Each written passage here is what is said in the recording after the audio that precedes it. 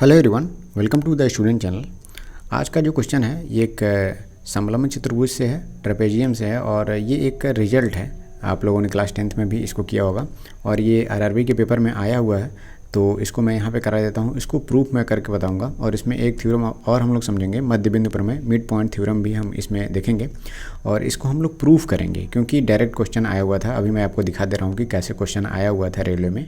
देखिए, direct result से related जो है क्वेश्चन इसमें आया हुआ था। पूछा क्या था कि if E and F are the mid point of the two transverse side of A B and C D of a trapezium A B C D, तो find E F. E F की length आपको निकालनी थी और ये direct formula कई लोग जानते हैं, फोर्थ इसका सही जवाब है। लेकिन जिनका भी ये सेट था इन्होंने जो है ऑप्शन 1 को चूज किया था, जो कि गलत जवाब है। तो फोर्थ नंबर का सही जवाब है, इसी को हम लोग इसमें प्रूफ करेंगे। तो सबसे पहले आप जानिए कि ए बी सी डी को हिंदी में, मतलब इस ट्रेपेजियम को हिंदी में क्या कहते हैं। तो हिंदी में सभी लोग जानते हैं, इसको कहते हैं समलंब। समलंब चतुर्भुज की क्राइटेरिया क्या होता है कि दो भुजाएं जो हैं समांतर होती हैं। यहाँ पे देखिए ए डी और बी सी, ये दोनों भुजाएं आपस में समांतर हैं और दोनों इक्वल नहीं है, ये आपको ध्यान देना होगा। तो ये हो गया समलंब चतुर्भुज। अब इसमें हमको प्रूफ क्या करना है कि ए बी का मिड पॉइंट है ई और डी सी का मिड पॉइंट है एफ। यहाँ पे डायरेक्ट रिजल्ट इसका मैं बता देता हूँ। प्रूफ होता है कि ई एफ की जो लंबाई होती है वो होती है 1/2 B C plus A D. मतलब जो समांतर भुजाएं हैं उनके योग का आधा जो है ई एफ की लंबाई होगी। अब देखिए, इसमें हम एक ड्रा क्या करेंगे, ए को एफ से होते हुए एक लाइन ड्रा करेंगे जो बी सी को आगे बढ़ाते हुए जी पॉइंट पे कट कर रही है। अब इसके बाद से हमें कुछ भी अलग से ड्रा नहीं करना है। ए डी और बी सी दोनों समांतर हैं, तो जाहिर सी बात है यहाँ पे ए डी ये दोनों पैरेलल हो जाएंगी बी जी के। मतलब ए डी और बी जी भी पैरेलल हो गई क्योंकि बी सी को ही हमने आगे बढ़ाया हुआ है। अब देखिए यहाँ पे जो एंगल ये होगा 1, इसको लिख देता हूँ, और ये एंगल इसको 2 लिख देता हूँ। तो ये दोनों आपस में बराबर होंगे क्योंकि दो लाइनें एक दूसरे को कट कर रही हैं, तो आमने सामने के कोण इसमें जो है बराबर हो जाएंगे। तो हम दो त्रिभुज यहाँ पे कंसीडर करेंगे। पहला ट्रायंगल है ट्रायंगल ए एफ डी, दूसरा ट्रायंगल है ट्रायंगल सी जी एफ सी। इन दोनों ट्रायंगल में हम देखेंगे एंगल 1 = एंगल 2।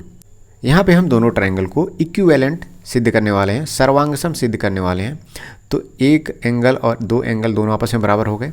अब देखिए, ये एंगल हो गया 3 और ये एंगल हो गया 4। आप एंगल का नाम लिख सकते हैं, डी ए एफ हो सकता है, एफ जी सी ऐसा नाम लिख सकते हैं, लेकिन शॉर्ट फॉर्म में मैंने 3 और 4 एंगल लिख दिया है। तो एंगल 3 और एंगल 4 भी बराबर होंगे। क्यों? क्योंकि दोनों एकांतर कोण हैं, दो समांतर रेखाएं हैं। देखिए ए डी और बी जी को एक तिर्यक रेखा काट रही है ए जी, तो इसके एकांतर कोण आपस में बराबर होंगे, तो इसलिए 3 और 4 ये दोनों बराबर हो गए। दूसरी बात, डी एफ और एफ सी, देखिए डी एफ और एफ सी ये दोनों आपस में बराबर होंगे क्योंकि एफ जो पॉइंट है वो डी सी का मध्य बिंदु है। तो यहाँ पे हो जाएगा डी एफ = एफ सी। ये क्या है, कह सकते हैं आप, ये गिवन है।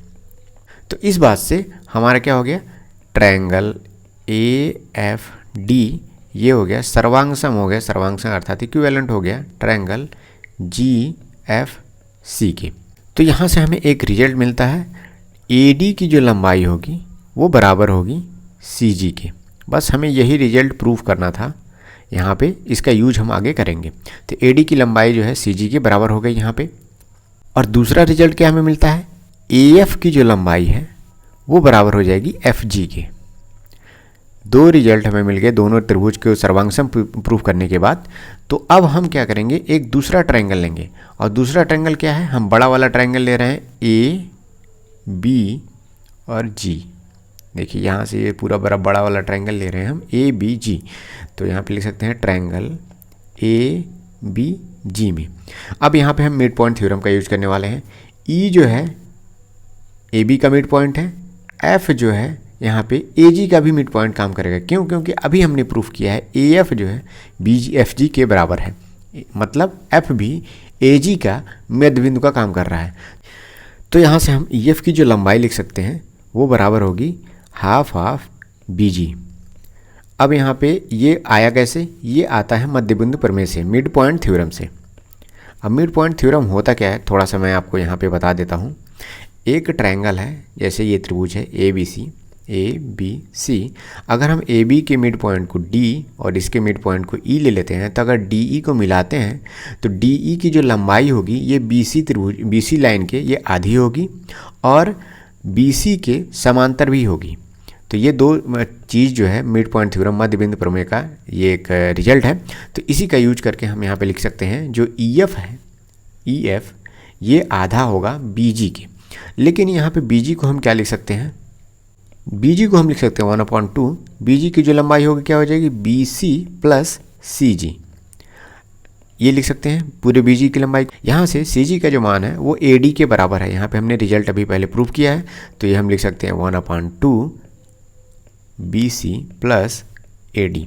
और यही जो है समलंब चतुर्भुज की दोनों समांतर भुजाओं की लंबाई है। और यहाँ से हमारा ये रिजल्ट हमें प्रूव करना था, ई एफ की लंबाई half B C plus A D होनी चाहिए। तो यहाँ से हमारा रिजल्ट जो है प्रूफ हो गया, इसमें हमने मध्यबिंदु थ्योरम भी देखा है।